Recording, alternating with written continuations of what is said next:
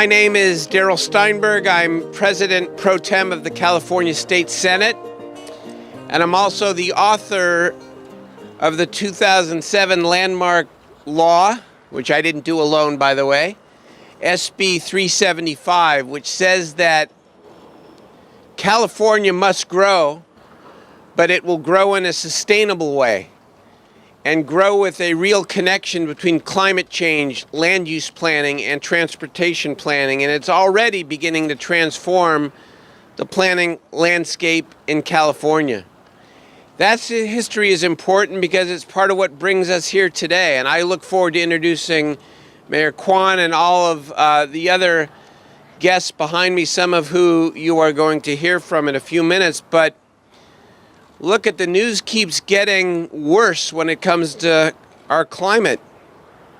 A White House report new this week delivered two blunt messages. Climate change is already here, and action is needed now, even more action than the monumental steps that California has already begun to take. We're an international leader in climate policy. And this initiative, which we will describe to you today, will safeguard California's continued leadership for generations to come. As you all know, California created the nation's benchmark for greenhouse gas emissions reductions, AB 32, and from it the cap and trade program that allows companies to sell unused emissions to the biggest polluters. Cap and trade has been a success as it's applied to what are known as stationary sources businesses. But beginning in 2015, fuels, gasoline, diesel fuel, other fuels are going to come under the cap. And that means that the cap and trade revenues are going to grow from now, what is now about $1 billion a year, to between $3 and $5 billion a year as early as 2020. And so today, leaders in the Bay Area, statewide leaders, are calling for a long-term strategy to reinvest these revenues, which again could be as high as $5 billion a year.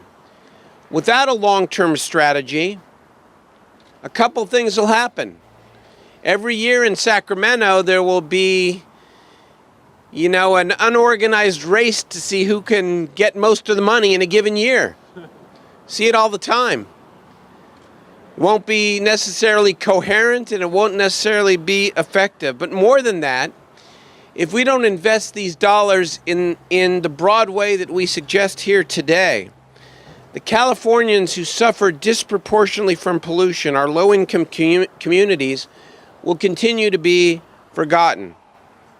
These issues are clearly visible and painfully felt here in the Bay Area. Whether you're gridlocked on the Bay Bridge at rush hour, or priced out of living near your place of work and negotiating miles of stagnant traffic along I-80 or 880, you are a first-hand witness of a catastrophic funding crisis here in California, because there is no permanent source of funding for affordable housing in California. And there is no permanent source of state funding for mass transit in California. And what does that shortfall mean? The unmet need for affordable housing in the Bay Area exceeds 80,000 units. The poster board breaks those numbers down for both San Francisco and Alameda County, right up there. And look at the people. We're not just talking about the homeless, the most visible manifestation of unnecessary suffering. We're talking about people who you never expect to be in this kind of dilemma. Kindergarten teachers, nurses, ambulance dispatchers, and as a proud lawyer, even law clerks. The funding shortfall for mass transit this decade is $64 billion in operating and capital funds. These two issues combined mean that Californians are now logging more vehicle miles annually than ever before, and we're projected to break the 400 billion miles barrier by 2020. The single largest contributor of greenhouse gas emissions in California is the transportation sector. And so what do we propose?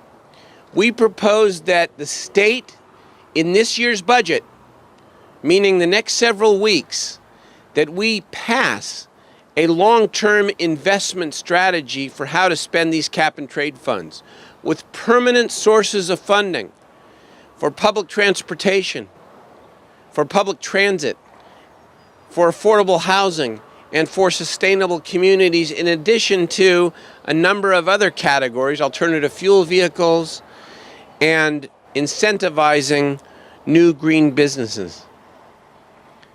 What does it mean in the Bay Area? Bart's MacArthur Plaza will have the resources it needs. What does it all mean in real terms? We have my friends here from the Operating Engineers Local 3. Behind me is a heavy-duty machine holding up nearly 1,000 pounds. Let's lift. Here we go.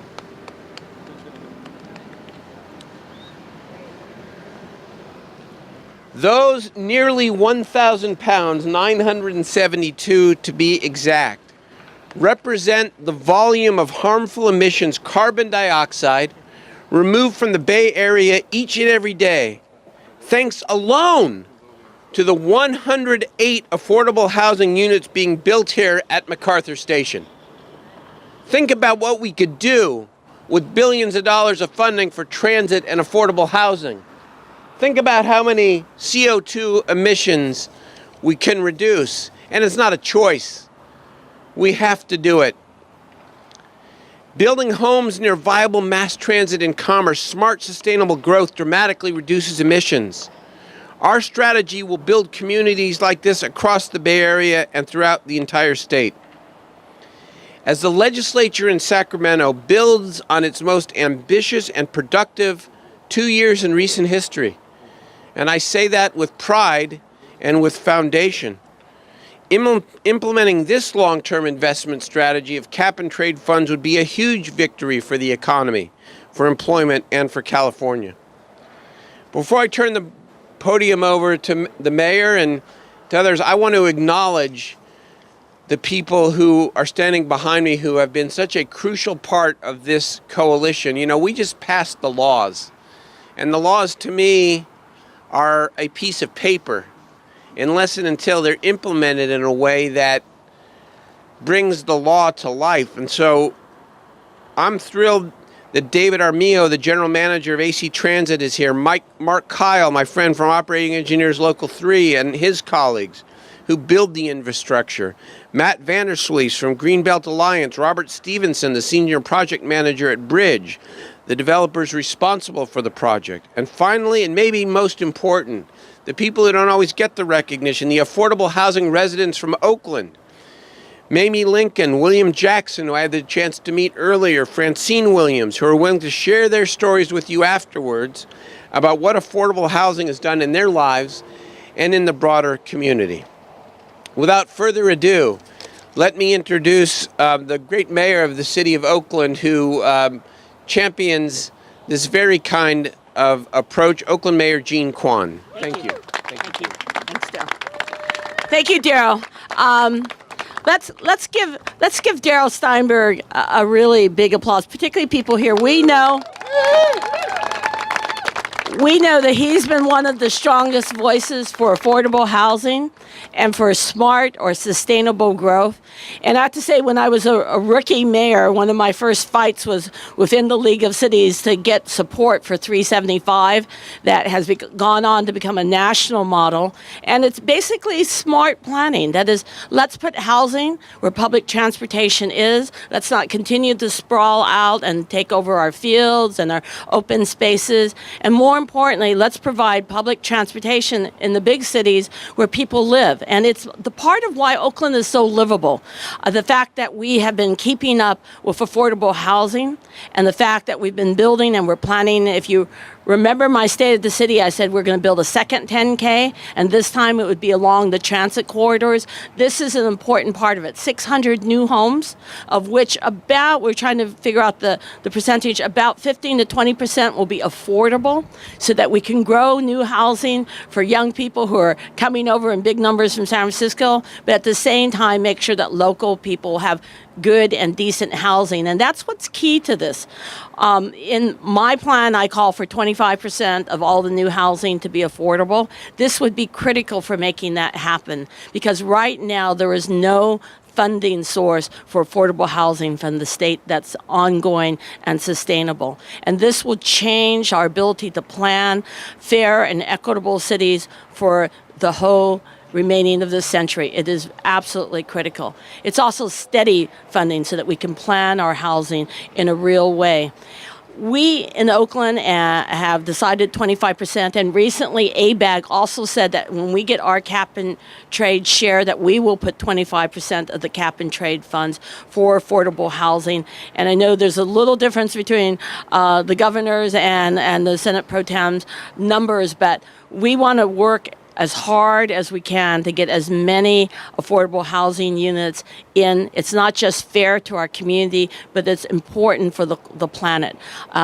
Just the last few days can remind us about global warming. In Oakland, if people took just one less trip a week, we would meet our climate action goals. So by building thousands of new homes along bus arterials like MacArthur and Telegraph and International Boulevard that we're planning right now, or building homes at every BART station, it makes such a huge difference and really helps us save the planet while creating really smart and just cities. Thank you.